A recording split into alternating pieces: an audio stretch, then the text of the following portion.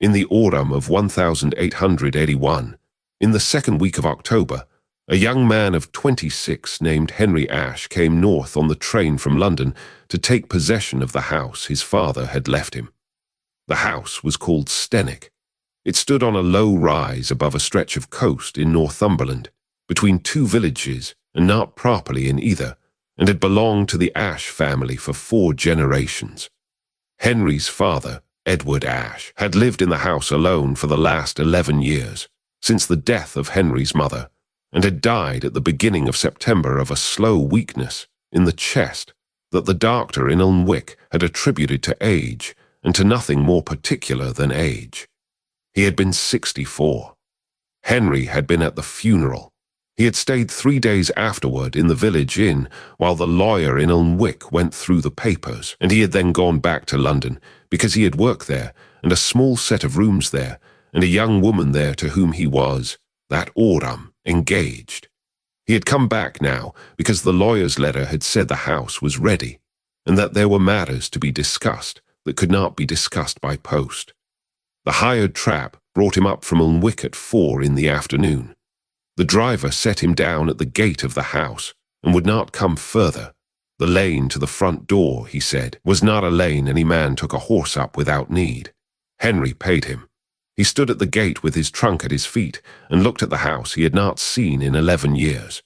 It was a long, low building of dark stone, 2 stories, slate roof, 4 chimneys, with a single window on the upper floor at the western end that was larger than the others.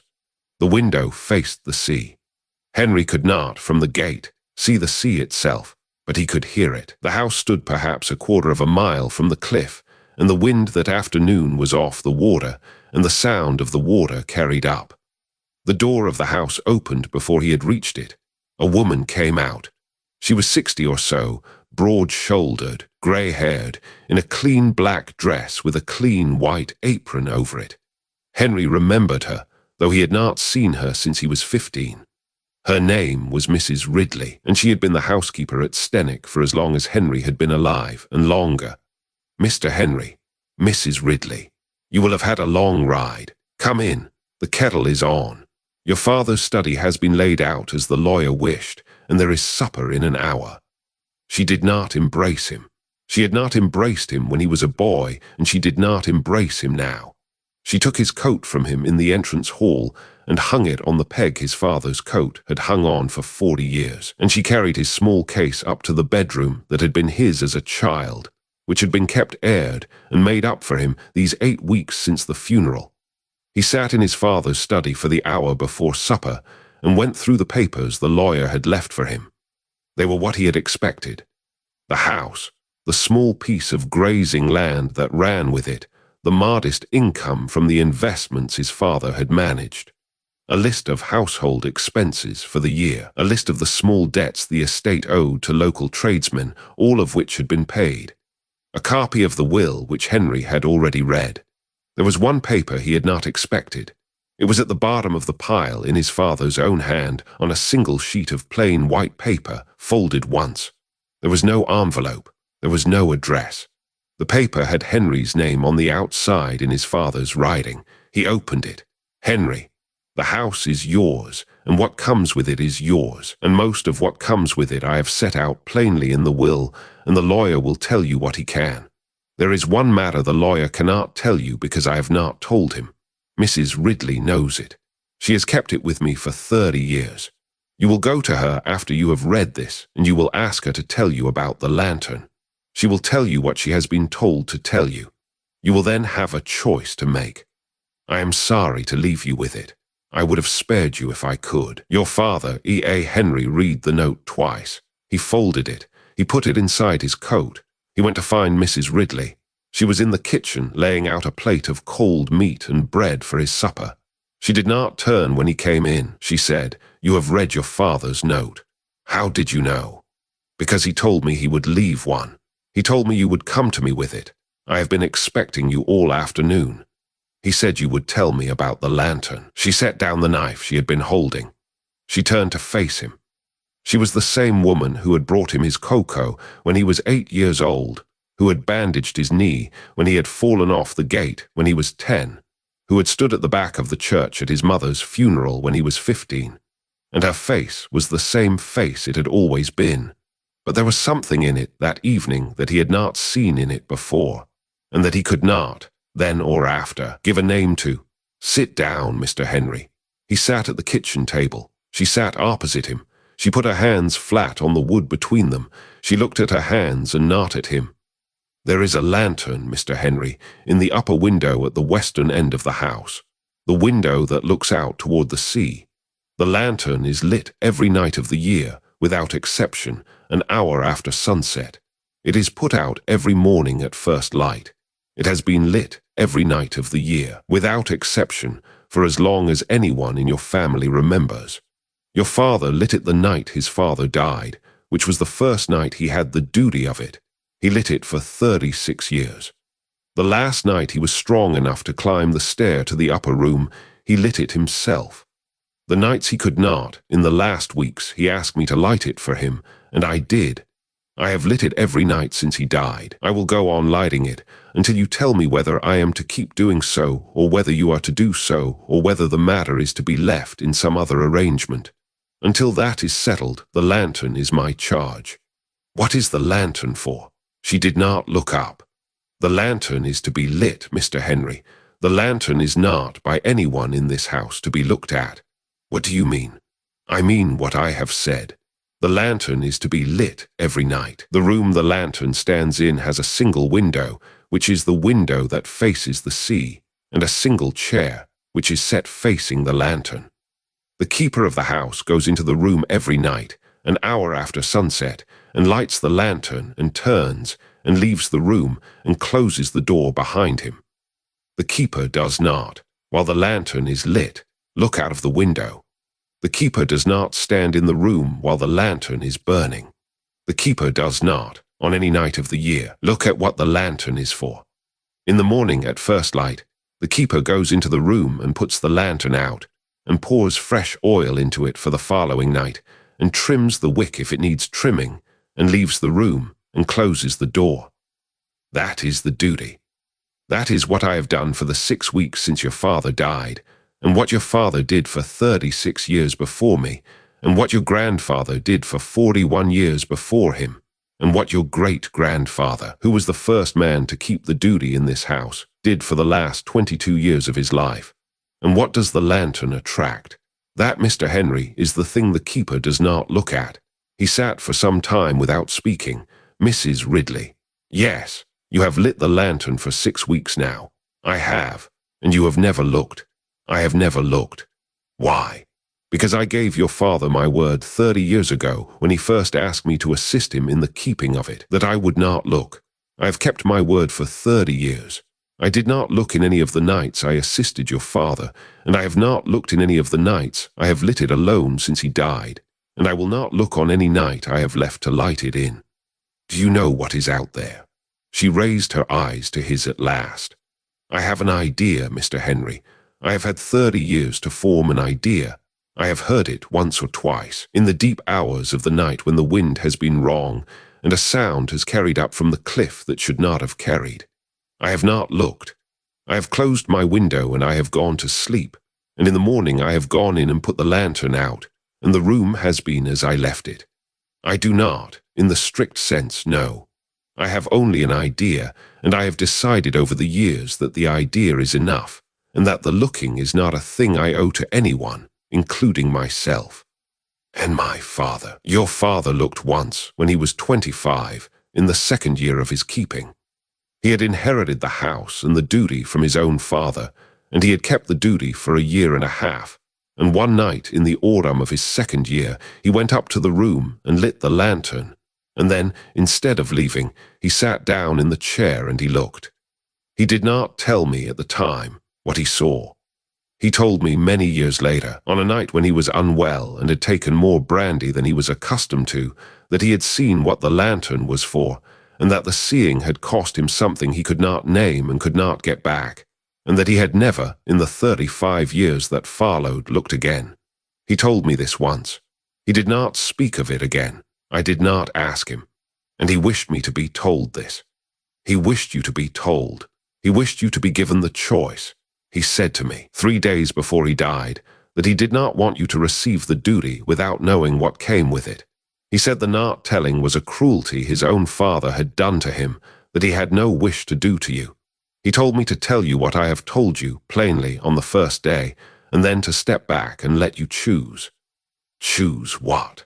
Choose whether to keep the duty, Mr. Henry. Choose whether to live in this house at all. Choose, if you keep it, whether to keep it the way your father kept it after his 2nd year, or the way he kept it in his 2nd year. Those are your choices. They are not, your father wished me to say, choices anyone can make for you. She stopped speaking.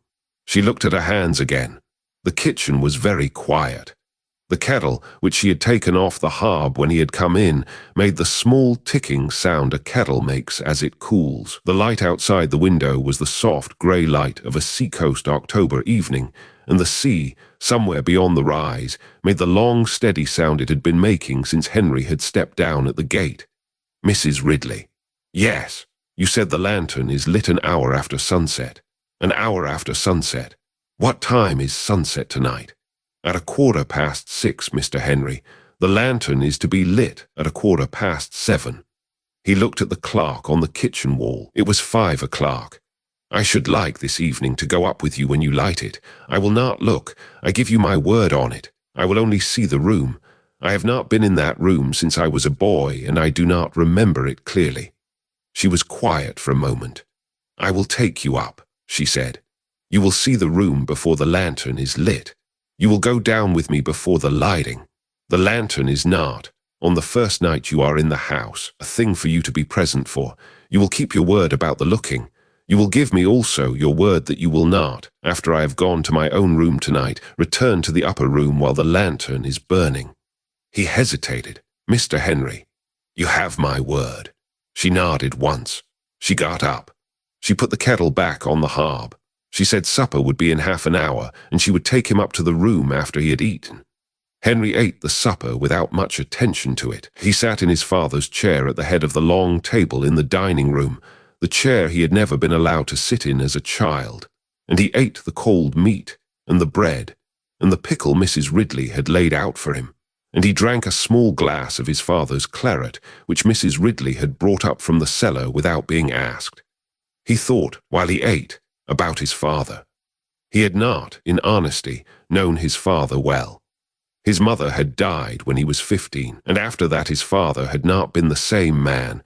Henry had been told this by several relatives in the years afterward, though he could only partly recognize the change himself, having known his father best as the father of his childhood, who had been distant even then.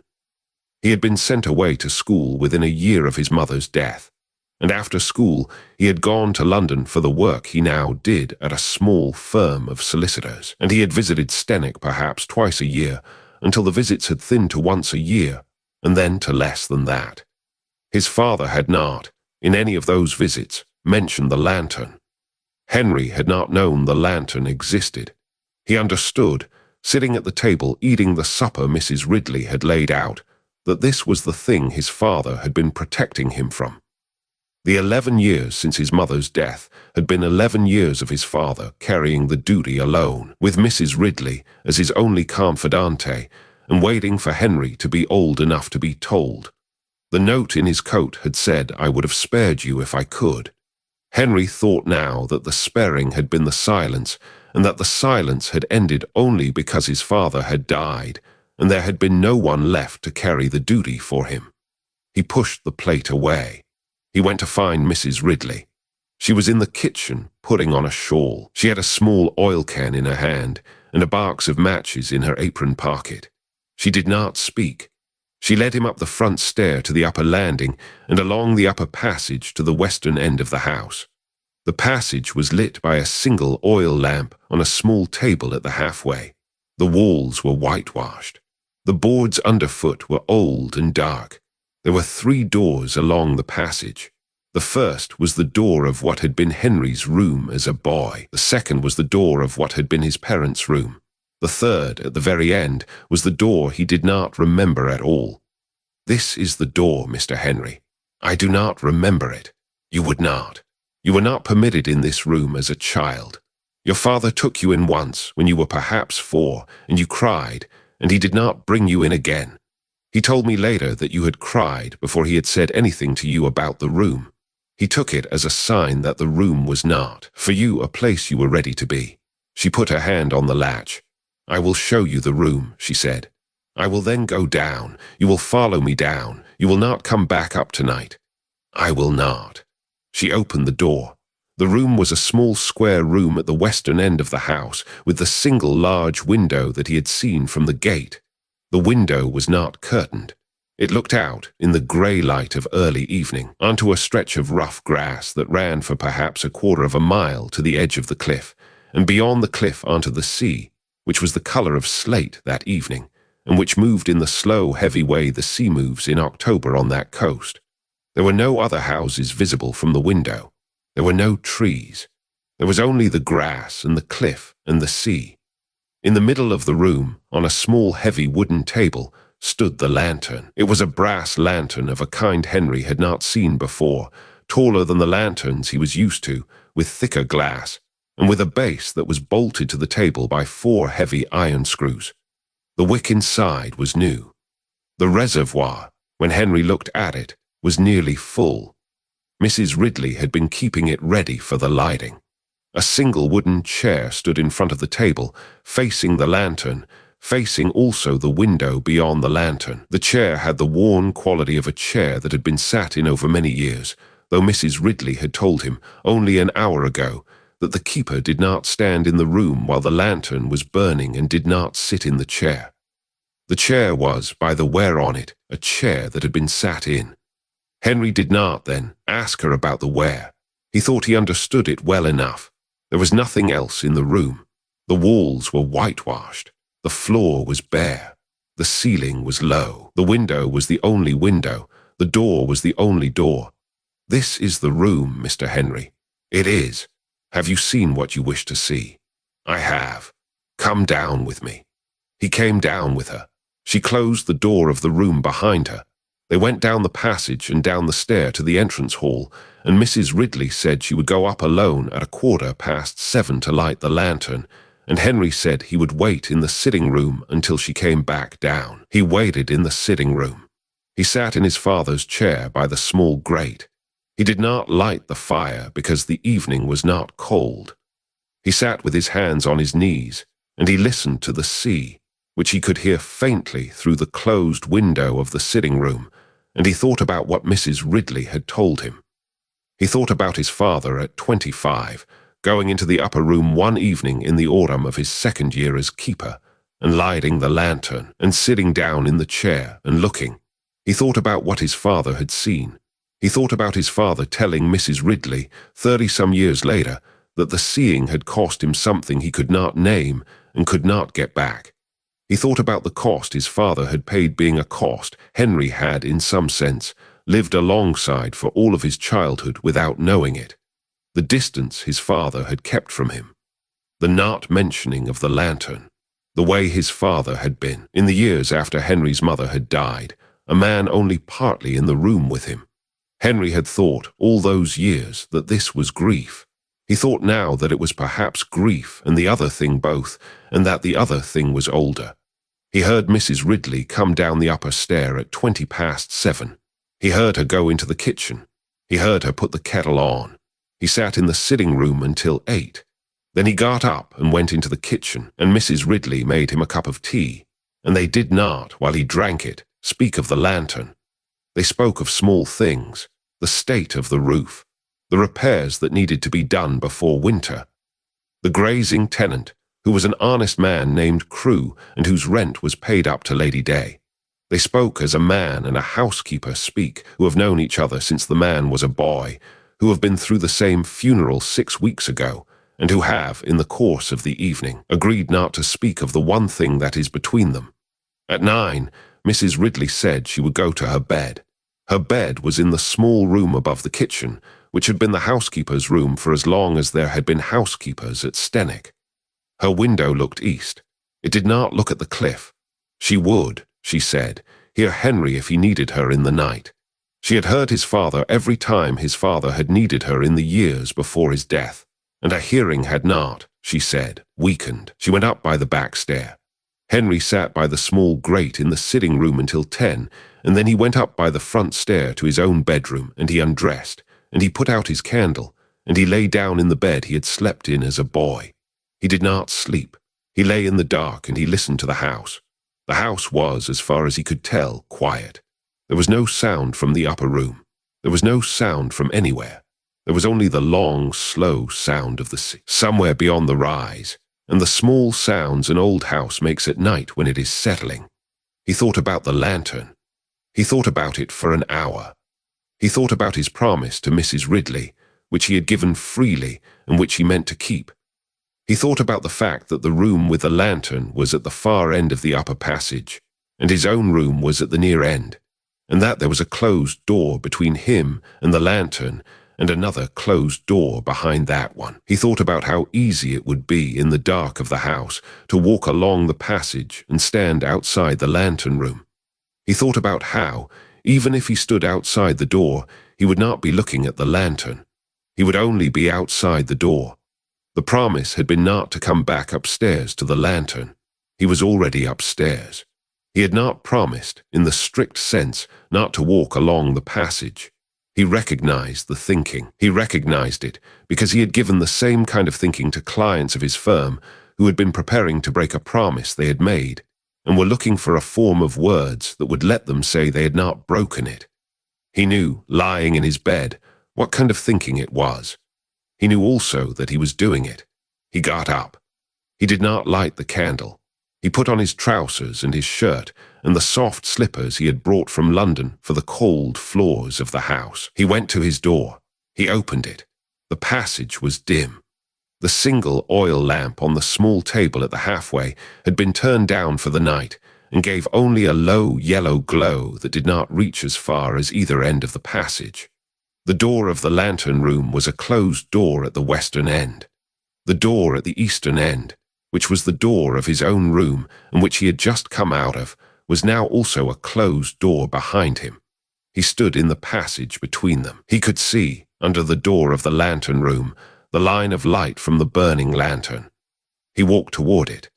He walked slowly, in his soft slippers, because he did not want Mrs. Ridley to hear him through the floor of her room above the kitchen, which was at the eastern end of the house, and not, by the geometry of the building, anywhere near where he was walking. But he walked slowly anyway, because the walking slowly was a kind of agreement with himself that he was not, in any urgent sense, going to do anything. He was only going to stand outside the door. He stood outside the door. The line of light beneath the door was steady. There was no flicker. The lantern, inside the room, was burning in the still air the way a lantern burns when no draught is on it. There was no sound from inside the room. There was no sound from anywhere in the house. He put his hand on the latch of the door. He did not turn it for some time. He held it the way a man holds the latch of a door he has not, yet fully decided to open. He thought about his father at 25. He thought about Mrs. Ridley downstairs, who had given her word 30 years ago and had kept it for 30 years, and who was at this moment, by his hand on this latch, being failed by him in a way she would not, in the morning, mention. He thought about the cost. He had heard Mrs. Ridley name the cost. He had heard her say that his father had paid something for the seeing that he could not name and could not get back.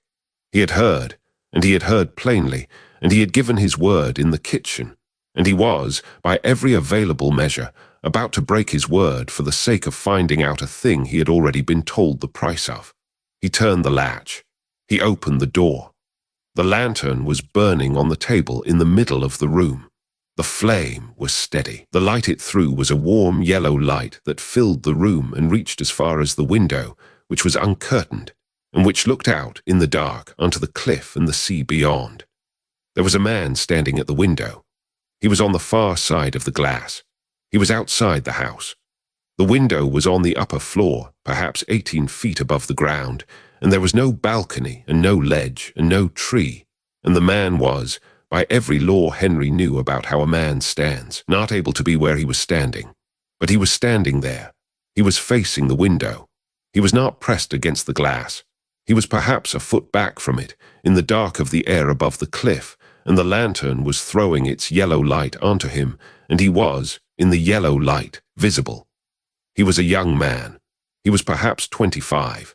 He was wearing clothes Henry did not recognize, the clothes of a sailor or a fisherman of a period earlier than Henry's own, and the clothes were wet. The hair on his head was wet.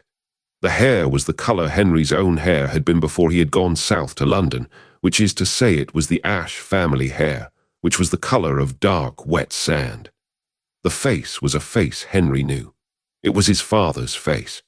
It was his father's face at the age Henry now was, which Henry had seen in a single photograph his mother had kept on the writing desk of her bedroom when he was a child, and which he had not seen since. It was his father. His father was looking at the lantern. He was not looking at Henry.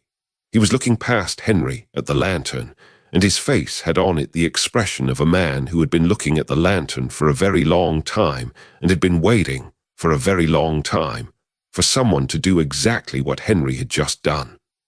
When the door had opened and Henry had stepped into the room, the lantern had been between Henry and the man at the window, and the man's eyes had been on the lantern. The man's eyes did not, at any point in the next several seconds, move from the lantern to Henry. The man went on looking at the lantern. The man's face did not change, but the man, very slowly, lifted his right hand. He lifted it palm out, the way a man lifts his hand to press it against the glass of a window from the outside. He did not press it against the glass. He held it perhaps 6 inches from the glass, with the palm toward the room, the way a man holds his hand at a window of a house. He means to enter and is asking permission of someone inside to come in. He held the hand there. He did not move otherwise. He went on looking at the lantern. Henry, in the doorway, did not move. He stood with his hand still on the latch of the door, and he looked at his father at 25, on the wrong side of an upper window above a cliff above a sea on a coast in Northumberland, with his palm raised to the glass, looking at a lantern that had been burning in the same window every night for 4 generations. He understood, then, what the lantern was for. He understood why the keeper did not look. He understood why his father, having looked once at 25, had not looked again in the 35 years that followed. He understood why Mrs. Ridley had given her word 30 years ago, and why she had kept it. He understood the cost. He understood it without needing it explained. He stepped back. He pulled the door of the lantern room closed behind him. He held the latch until he had heard it click. He stood with his back against the door, and he closed his eyes, and he made himself breathe, and after some time he made himself open his eyes and walk in his soft slippers back along the passage to his own room. He went in. He closed his own door behind him. He sat on the edge of the bed. He did not, in the rest of that night, sleep. He did not, in the rest of that night, hear anything from the lantern room. In the morning at first light, he heard Mrs. Ridley go up the front stair. He heard her open the door of the lantern room. He heard her, after some minutes, close it and come back down. He got up. He dressed. He went down to the kitchen. Mrs. Ridley was at the stove with the kettle. She did not look at him as he came in. Mrs. Ridley. Mr. Henry. I broke my word last night. She poured the tea. She set the cup in front of him at the kitchen table. She sat down opposite him with her own cup in her hands, and she looked at him at last. I knew you had, she said. How? Because you came down the stairs this morning the way your father came down them in the autumn of his 2nd year of keeping. I have not seen any man come down those stairs that way since. I have known since I saw your face at the foot of the stairs 5 minutes ago. I am sorry, Mr. Henry. I had hoped you would not, and I had no way to make you not, and the not doing was always going to be your own to do. I am sorry, Mrs. Ridley. It is not me you have failed. I know. You have seen what is at the window. I have. Do not tell me. Your father did not tell me for many years, and when he told me he was unwell and did not, the next morning, remember he had told me, and I have spent 30 years trying not to think about what he said. Do not tell me. I do not wish to know more than I know. I will not tell you. Will you keep the duty? He thought a long time before he answered. I will keep the duty. You will not look again. I will not look again. Your word, Mr. Henry, once more. My word, Mrs. Ridley, I will not look again. She nodded. She drank her tea. She did not speak again that morning of what had passed in the night. Henry kept the duty of the lantern for 41 years. He lit it every night an hour after sunset, in the upper room at the western end of the house, in the brass lantern, bolted to the heavy wooden table by 4 iron screws. He put it out every morning at first light. He filled the reservoir every morning. He trimmed the wick when it needed trimming. He did not, in any of the 41 years that followed his second night at Stennick, stand in the room while the lantern was burning, and he did not, in any of those 41 years, look out of the upper window at night. He did not marry the young woman to whom he had been engaged in London.